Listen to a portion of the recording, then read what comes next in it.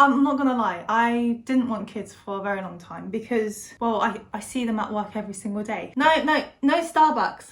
No, do you want that house or not? I'm sorry, this is our time. We're not allowed to have Starbucks because we need to save up for Sorry, by the time it's gonna get to the kids, let me just rephrase that.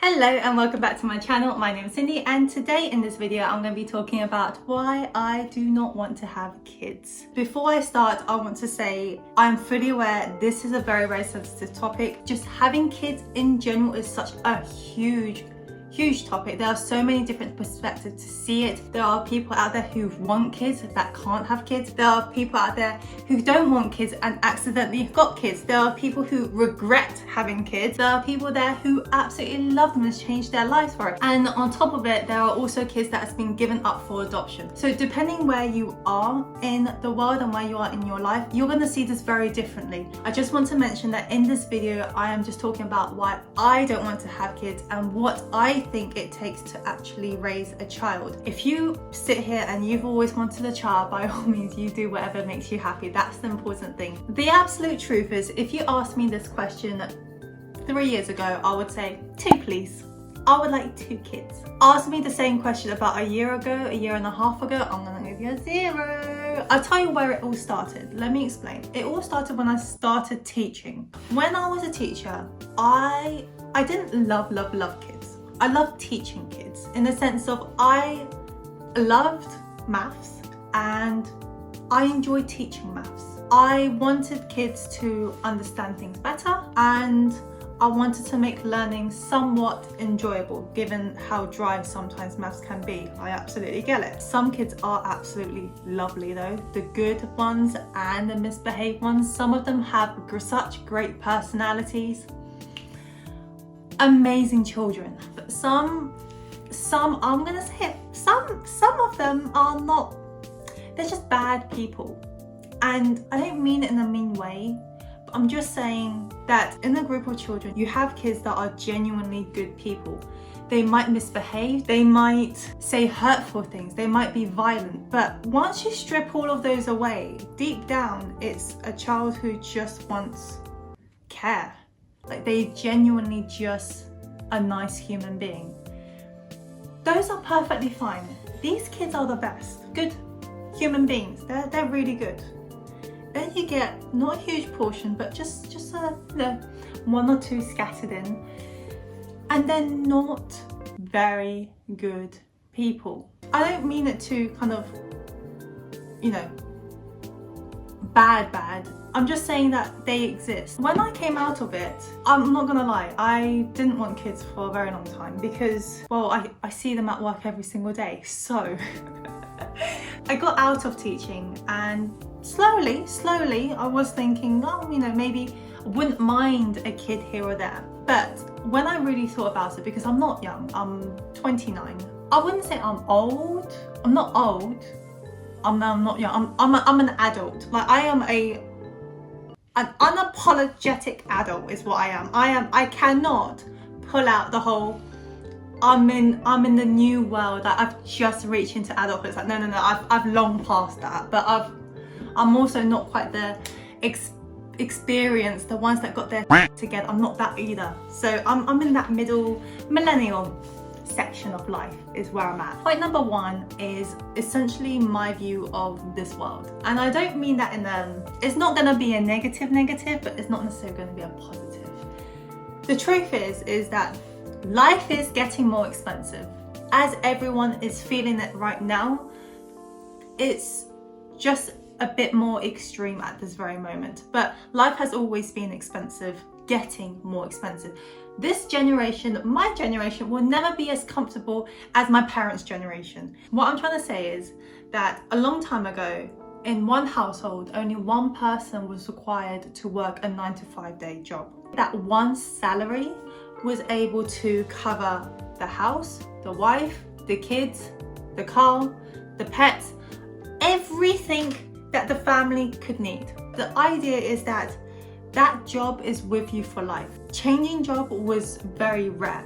Fast forward a little bit and suddenly 2 people is required to work to sustain a family, the same amount of things that you need. In my view is, why would you bring a child into the world when you are no longer available to look after the child? Not to mention now, it seems to be more and more common for people to not only work a job, but also to find a third job or a fourth job to sustain the lifestyle or the family that they want. It actually shifts from having a child to provide them everything that they need to suddenly a child, and I hate to say that, I don't mean this in a mean way, but becoming a burden. A lot of the time the parents are finding second, third jobs because they need to find ways to feed the child. Obviously this is just my view of the world, but in the same breath, why would I bring a child knowing that life is gonna get harder for them? If it's already hard for me, why would I bring an extra human being into the world knowing that they're gonna have a harder life? But don't worry, I'm supposed to love them. I love that. I love that child. That child's the best thing that's ever happened to me. But suck it up, dear. No Starbucks. No. Do you want that house or not? I'm sorry. Sorry, this is our time. We're not allowed to have Starbucks because we need to save up for Sorry, by the time it's gonna get to the kids, let me just rephrase that. So did you want that meal? Did you want that lunch? Or did you want to buy a house? Because it's either one. Okay, you can't have both. You can't have everything, you know. But mommy, I'm so hungry. Oh, tough. Suck it up. So now we're going to move on to point number 2, which is responsibilities. Given the fact that raising a child requires so many different skills, if we were to bring a child in, I can't even provide the baby its basic needs. Logistically, it's actually impossible. At this very moment, 2 people is required to work to just survive at this very moment, okay? Just to get a roof over our heads, food, everything done. So my partner's working full-time, I'm working full-time. On top of it, I'm also doing some tuition on the side. And on top of it, I'm trying to do with YouTube, I'm trying to work this thing out. What part of the day do you think that I am going to say hi to the baby? Do you think I'm going to have time to give it cuddles when it's crying in the corner? I can't give it the time that the baby needs. The baby requires 24-hour care, 24 hours attention. I don't have 24 hours to give.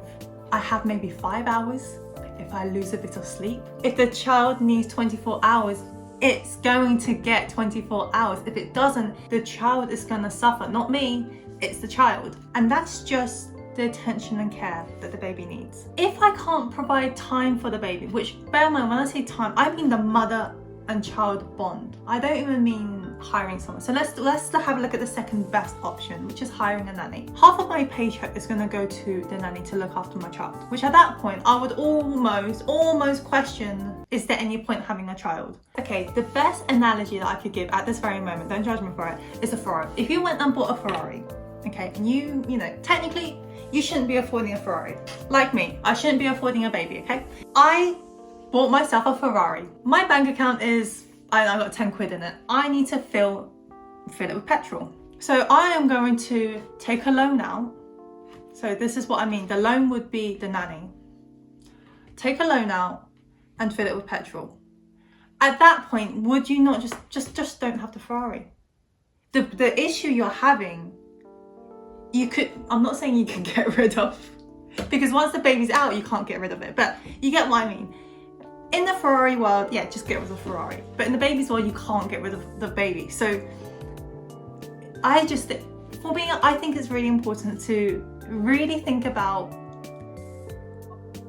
what you can provide, what you can give for your child before you bring your child into this world. If you're gonna have to hire a nanny to look after the child, which already, gonna say it, but it's already the second best. The best is you, the mother or the dad, looking after the child.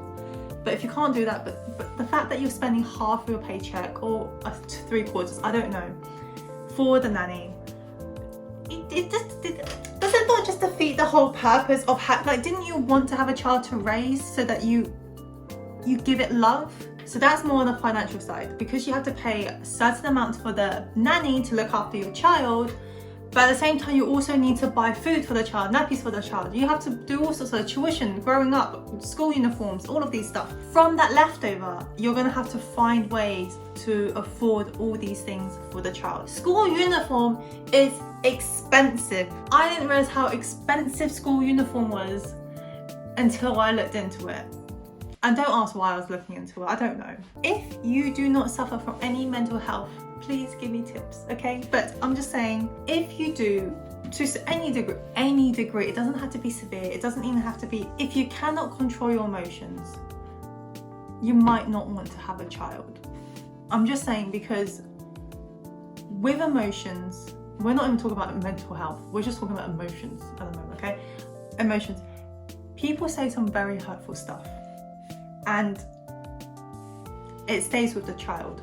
Can you guarantee that whatever the child says to you, that you are going to be the bigger person and leave, but also still be there for the child? When you are on your breaking point, if the child said, you, I don't know, say something really hurtful, really triggered something in you, do you still have it in you to still be there for the child on that, like within the same hour? I'm not saying I don't, because I don't know. I would like to think that I wouldn't, just because I know how that feels. For parents to say really hurtful things while they're angry because they can't control their emotions, they use words to attack. It is a horrible situation to be in. And you could say, oh, it was coming out of anger. You can. I would also might argue that it's coming from somewhere.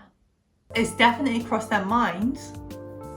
I'm just saying, it has to come from somewhere. They didn't just read it off a script. That's another thing as well, which is the mental health stage, the emotional stage. Can you be their emotional support? Are you strong enough, or are you stable enough to be their emotional support? What I'm trying to say is that raising a child is not easy. I think a child requires a human being that is self-aware enough of themselves and very confident in themselves with the imperfections to raise a well-rounded individual. If you're not there, I think every child has something, was gonna grow up carrying something. The third part is, are you raising the child for the right reasons? And this is a very, if I put it bluntly, I think a lot of people are raising child for the wrong reasons, and including my own family. And I don't mean to say that they're, bad. It's not, it's just everyone does it. There's more people raising children for the wrong reason than there are parents raising children for the right reasons. A lot of the time when people want children, either it's from their own parents, so the kid's grandparents, they want a legacy, especially in terms of from the male family. I think they're very much kind of like, we expect to have grandchildren to carry our name forward. I think in terms of both sides of parents, yeah, they probably want a little human being that they could cuddle, think it's cute, and then give it back when it's annoying. I think that's another thing. I think they all want something to play with that's really cute. It brings something into their lives, but it's not their full responsibility anymore. It's their kids. I also think there's people out there who bring kids into the world for child support. And it's horrible to say, but there are people out there who have 6, 7, 8 kids, 9 kids, 10 kids. And because each child they pop out, they get a certain amount of allowance for that month. So again, for the wrong reasons. There are people out there who are seeing their child as bank accounts. They are conditioning their child to look after them. There are people who expect the child to live their dream, not the child's dream, but to carry on what they want. There are so many things that people bring a child in that are just not the right reason, but they all call it as, I love my child, but I just don't think that is love. Because as soon as you question that, they start attacking you. Suddenly you're the selfish one. You are the ungrateful one. How heartless could you be? All of these words that's coming out. And I just honestly think that it's just not right. I'm going to be very, very transparent. For me, I truly, honestly think that I popped out to be the parents' bank machine, like ATM. Because that's something that I've been doing since I was 14. And it's only recently I've stopped, May this year, and I'm 29. But that's not to say that I've never questioned it. I have questioned it. And I've got some very, very hurtful words come at me. My argument was, listen, I wasn't asked to be born, okay? No, I did not tell two of them, oi, pop me out please. No, it wasn't me. But the problem that I had was, I didn't understand why I had to struggle so that I could pay them. So for example, the contribution I had to pay them every single month. From 14, it wasn't called contribution, it was just a portion of whatever I earned went to them. By the time I was 21, it became an official thing, contribution that I paid to it. Regardless whether I have a job, whether I don't have a job, whether I am living at home or whether I've moved out, it doesn't matter. I didn't have a job for a whole year and a half. I had to pay contribution every single month. My partner and I had to move out of our hometown because we couldn't afford to live in that town with rent. On top of it, my parents' contributions, bills, council tax, all of that stuff. I'm not saying I don't want to. If I had the means, I would love to provide for them. If I had the money, more than happy to. They wouldn't even need to ask. But even now when I look back, it was the fact that it got into such huge arguments and the words that were spoken to me when I questioned it, honestly it makes me think that I was born for the wrong reason. It is what it is, but I'm not the only one out there. There are so many people out there who are born with different reasons. Some people are even worse. And they have to live with that for the rest of their lives. And this brings on to point number 4, which is what it takes to raise a child or human being in this world. I'm not saying what I'm about to say is correct because like I said, if I had the idea, if I know what it is, I don't know, I probably figure a lot of things out in life. But if you have your own point of view, if you agree, disagree, have your own experience, please share them in the comment section below because I'd love to hear what you guys have to say as well. So ultimately, in terms of my idea of raising a child, I would have to be in a situation where I am extremely selfless. I am very emotionally stable. I am financially stable. I do not need to worry about my future or the child's future. As in, I have the financial means to look after my child up to whatever age, 40, 50, 60, you name it. I have enough money to pass down for them to have a comfortable life. I should be able to provide unconditional love, meaning no matter what the child says to me, I need to be in a position where I can stand there and still love them as though they didn't say all these things. I need to not take it so personally. And on top of everything, there are 2 parts here. If the world was actually becoming better in the sense that each generation after is having an easier life, then I'll be more inclined to think about having a child because I know that the child, whatever happens, the child will have a better life than what I have. But if it's not that case, I will need to make sure that I have enough financial means to not only look after myself and my old age, but also have enough for the child and their kind of old age. I don't want to bring a child into this world and have a lot of stress. I don't want the child to have a lot of financial. I want them to stress about love. You know, they could stress about their partner. They could stress all you want, but I do not want them to stress about the basic needs for life. Water, shelter, finance, food. None of these should be worth stressing about. And if I am going to bring a child into the world, I want to make sure that that is the one thing that they don't have to stress about. And for me, that is my view in terms of why I am not going to have a child. Because at the end of the day, am I in a place where I can financially provide for me and my partner for the rest of our lives, and on top of it, a child for the rest of, you know, the child's life? No. So at this very moment, that's just the financial part. Mentally, can I? Honestly, I don't know. I cannot provide the time that the child needs. The world is not designed for people to have children and raise them properly.